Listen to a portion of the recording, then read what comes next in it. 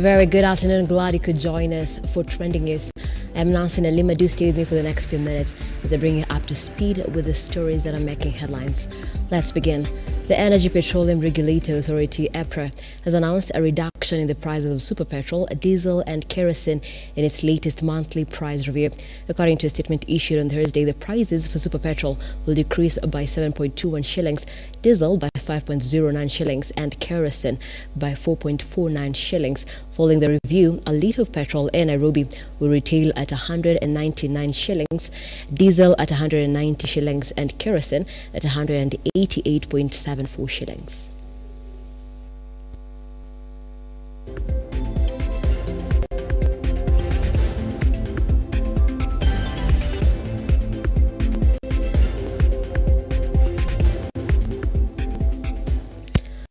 And also, President William RUTO has expressed confidence that the economy will get even better. Speaking in Kericho, where he is on a two-day development tour, RUTO highlighted measures taken by his government to lower the high cost of living. He also emphasized on the importance of the new health scheme, noting that every Kenyan will get affordable health care under the Social Health Insurance Fund. Iwaomba nafasi kidogo ninyoroshe uchumi. Si munaona hiyo uchumi karibu inashika laini?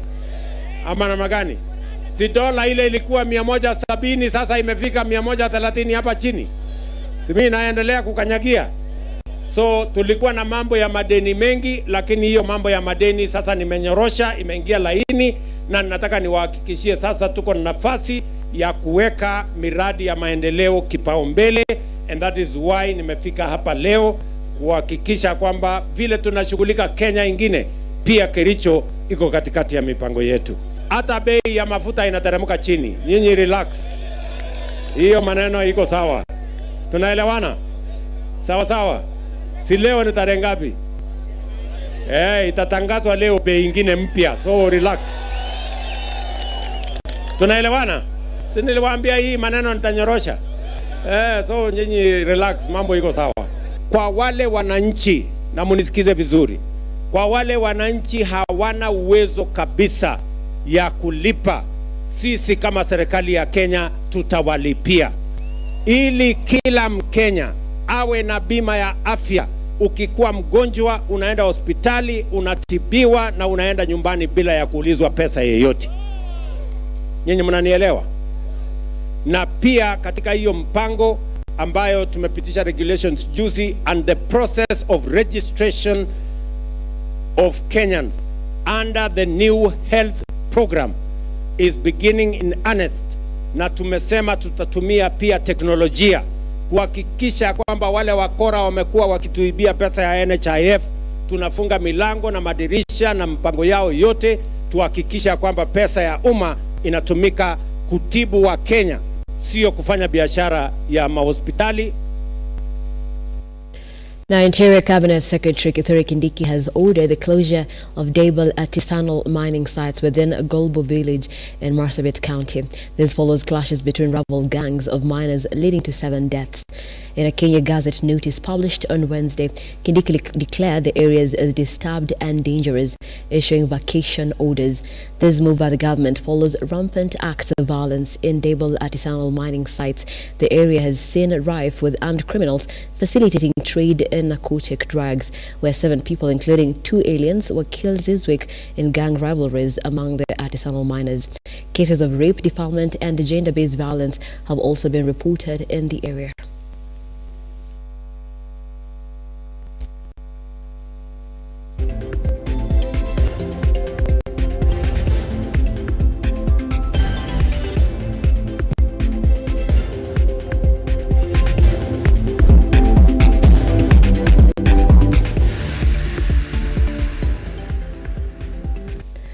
And the owner of a bar that sold illicit brew which killed 17 people in Kirinyaga County has been charged with murder alongside 4 police officers and 2 other individuals.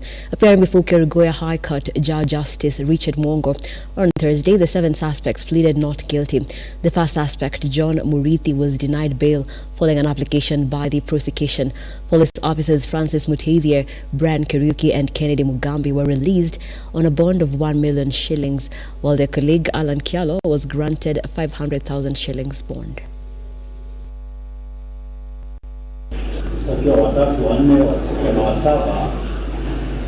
will be released on a bond with a surety of a similar amount, in each case being a title deed. The value of the bond and the surety shall be 1 million shillings.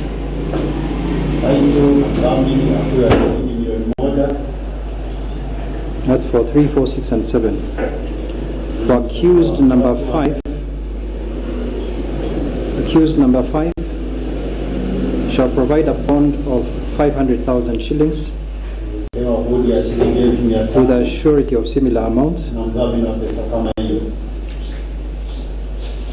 Other conditions applicable to their release on bond are as follows. They are each barred from interfering or engaging in any way, personally or by proxy, with witnesses, from engaging in any way, personally or by proxy, with witnesses.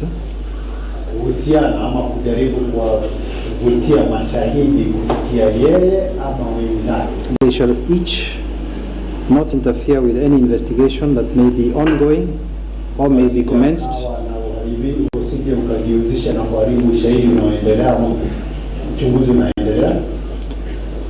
C, they shall each ensure to report to the DCIO Police Station Moya West on the last day of each month. And in this regard, one, each accused shall maintain an attendance book which shall be signed by the DCIO at every attendance.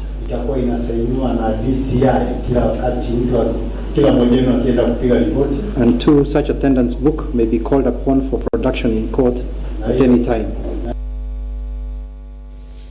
Rift Valley Regional Commissioner Abdi Hassan has given bandits 24 hours to surrender from their hiding in Malaso escarpment. This follows constant attacks by bandits in Samburu County, with a sitting MCA murdered earlier this month. The commissioner called on residents who have fled their homes due to insecurity to return, assuring them of their safety following additional deployment of police officers.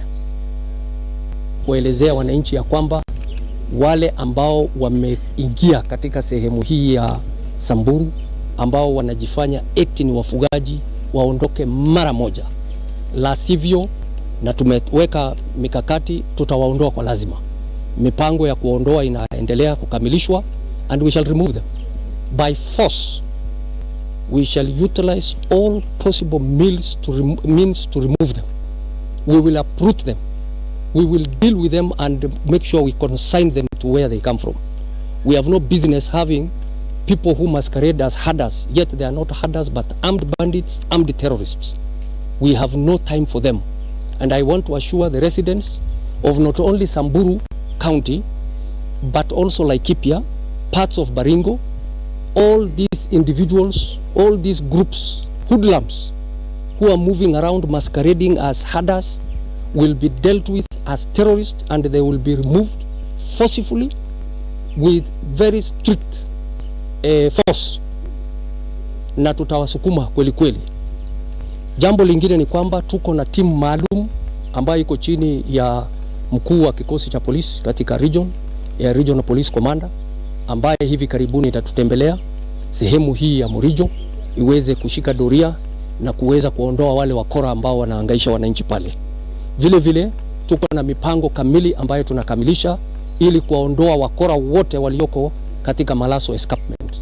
Hiyo tutashughulikia, which has bedeviled this particular county and the region. We cannot continue with the state of affairs that we are witnessing here. Tunataka hawa watu waondoke, na si lazima tuwabembeleze. Hawa watu dawa yao ni kutengeneza wao, washughulikiwe jinsi inavyotakikana kwa lazima. South Game MCA Brian Ochieng has slammed Siaya Governor James Orengo over what he termed as downgrading his political credentials by playing partisan politics. Ochieng further accused Orengo of ignoring elected leaders during the launch of development projects due to their political stance. The legislator is among politicians from the region who vowed to work with the ruling coalition. ndugu yangu, wewe nikukabidhi certificate na meelezea wananchi vile maandishi na contract zile vile imesema, umeweka kidole. Sasa na kuomba vile Marco Gwena amekuomba ya kwamba tutimize kwa miezi 6 tumalize kazi.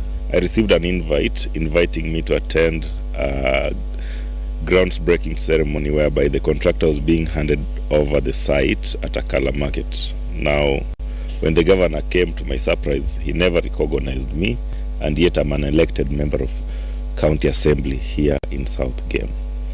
What surprised me was that the governor, him being a senior council, ignoring my position in my own ward, yet inviting a colleague to speak in my ward, was something which wasn't expected of him. Mr. Governor, I'd only request that the way you are learned, handle issues the way things are. Let's stop politicizing everything. I'm aware that campaign stopped and I won independently despite you trying to campaign against me.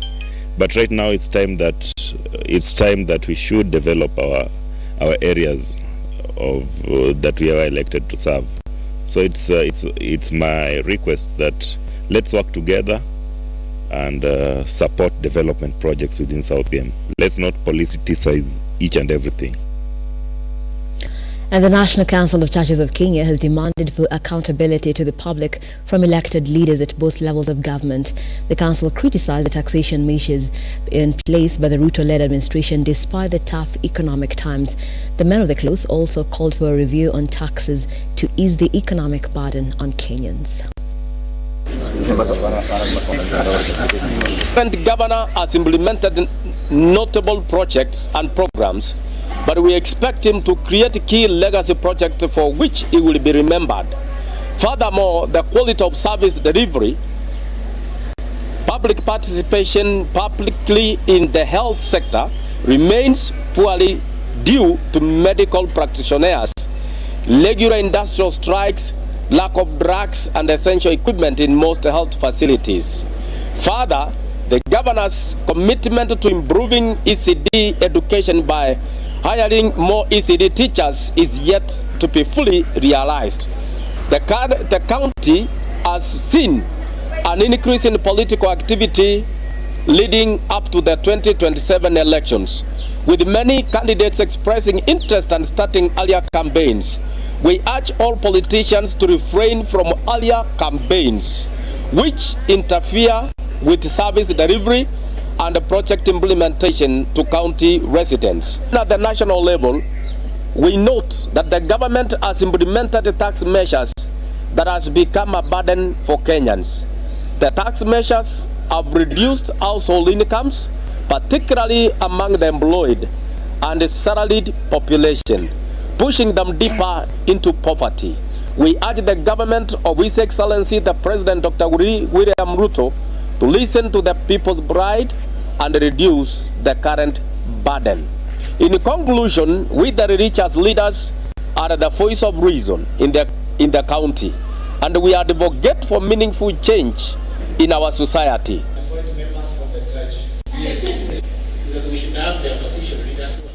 And now you're on the know right here on the trending news. Here's what you can expect at 7 p.m. and at 9 p.m. Some of the stories that we are following up on. Of course, the new fuel prices that have been released, with prices of petrol going down by 7 shillings, diesel by 5 shillings, and kerosene by 4 shillings. We'll be giving you details of that as well. And of course, impact on the drivers on the road.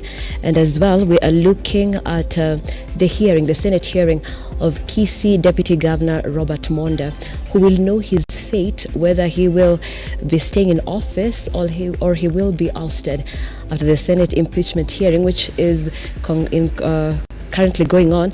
It will be concluding today.